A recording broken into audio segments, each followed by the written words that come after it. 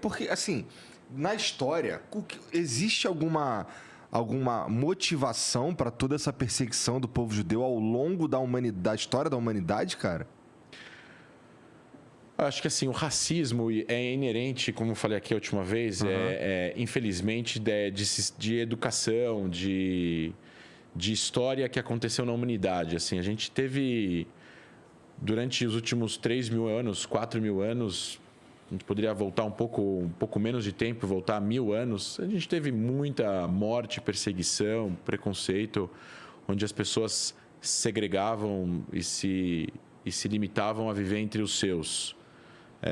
Os judeus, como eles depois da diáspora, né, os judeus saem da terra de Israel, vão para vários lugares.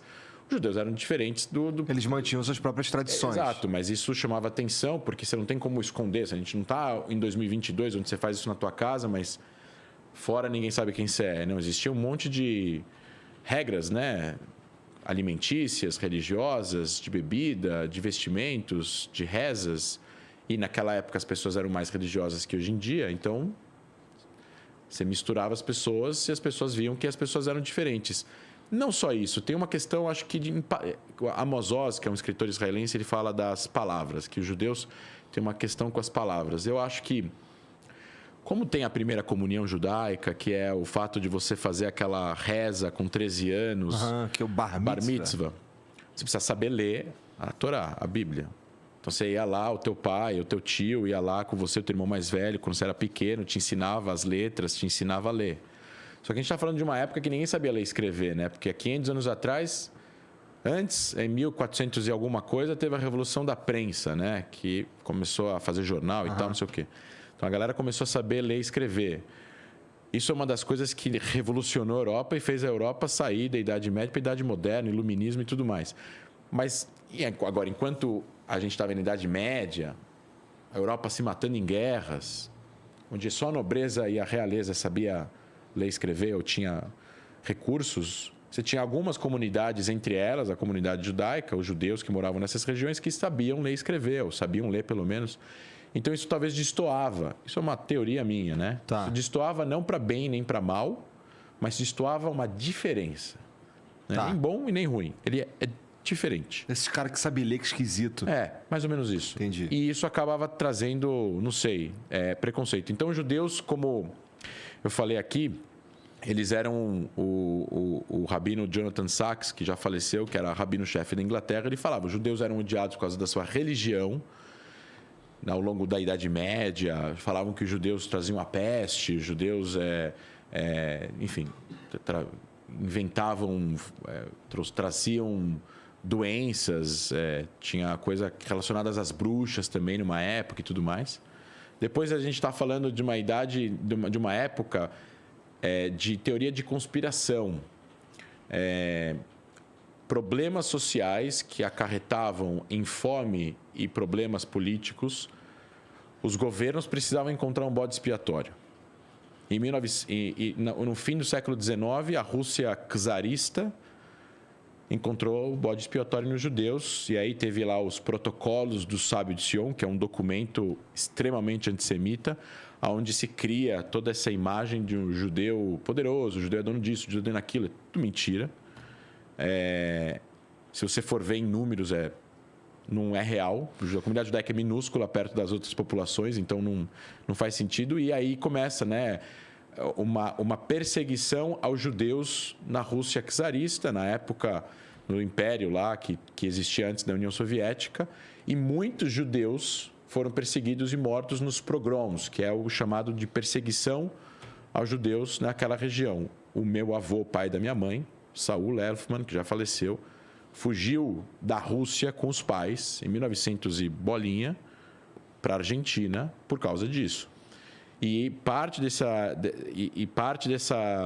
dessas perseguições começam e desse documento começa a influenciar outras regiões, inclusive na Alemanha, com a depressão, com o fim da Primeira Guerra Mundial, com a vergonha que a Alemanha passou e tudo mais.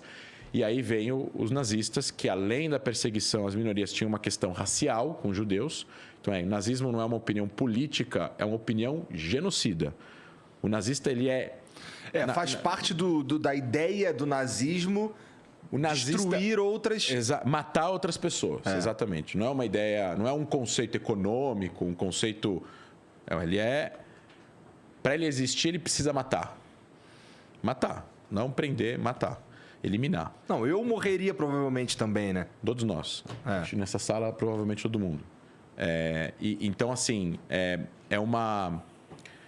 E isso acaba gerando o que a gente chama, que o Jonathan Sachs fala da evolução do ódio à religião para o ódio à raça, ou etnia. Tá, houve uma mudança aí. E aí os judeus eram perseguidos pela sua fisionomia, pela sua raça, pela sua etnia, uma vez que os judeus são multirraciais e multiétnicos. Tem judeu negro, tem judeu branco, tem judeu amarelo, tem judeu vermelho, tem judeu que veio dos países árabes, tem judeu que cresceu em Xangai, na época que os ingleses estavam lá, tem judeu brasileiro, tem judeu argentino, tem judeu egípcio, tem judeu israelense. E por causa da diáspora também. Exato, mas assim, tem judeus convertidos, tem judeus que nasceram judeus e tudo mais. Mas isso é uma... e eles são perseguidos na Europa dessa forma. E aí, depois disso, é uma coisa que eu também trouxe aqui para ler, porque assim, eu não vou citar, vai ser uma coisa interessante de ser colocado, talvez você vai depois receber uns telefonemas aí, enfim. Tá.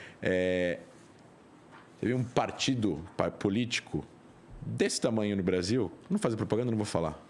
Mas eu sei de quem você está falando. Não é esse, é outro pequenininho. Tá. É outro minúsculo lá, que é irrelevante. Falou que eu falei aqui... porque o André, enquanto estava falando, né, que o rabino Jonathan Sachs fala que primeiro veio o ódio aos judeus por causa da sua religião, depois por causa da sua raça, e termina com o ódio aos judeus não ao seu país. Eles falam que eu, de uma forma mascarada, associei o antissemitismo ao fim da existência de Israel como judeus. Não.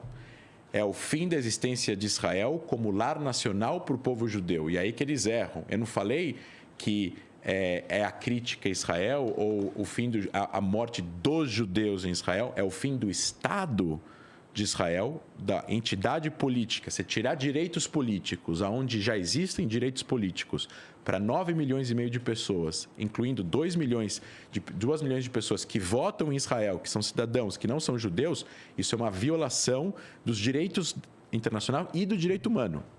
É proibido pela lei internacional tirar direitos políticos, onde já está estabelecido direitos políticos reconhecidos pela lei internacional. E eu trouxe aqui um contra-argumento importante, porque isso é muito importante.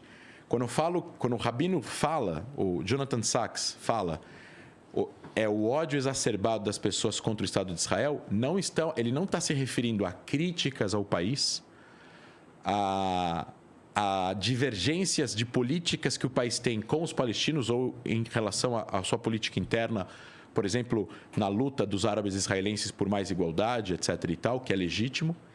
Ele está se referindo às pessoas não aceitarem a legitimidade da existência do Estado de Israel.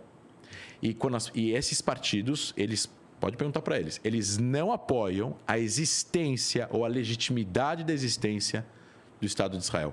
O formato que eles encontram é o fim do Estado de Israel e um Estado único, binacional, para as populações israelenses ou judias e árabes naquela região. O que seria o fim da entidade política soberana do Estado de Israel e seria o fim também das aspirações políticas dos palestinos por um Estado palestino-árabe naquela região. Ou seja, é o fim dos direitos políticos de ambas as populações. E juntar uma população que brigou por 150 anos no mesmo lugar. Não parece uma boa ideia. Não, isso nunca deu certo em nenhum lugar. E a gente poderia até falar sobre os valões e os flamengos na Bélgica, que há 300, 250 anos não dão um tiro um contra o outro, mas eles não se gostam.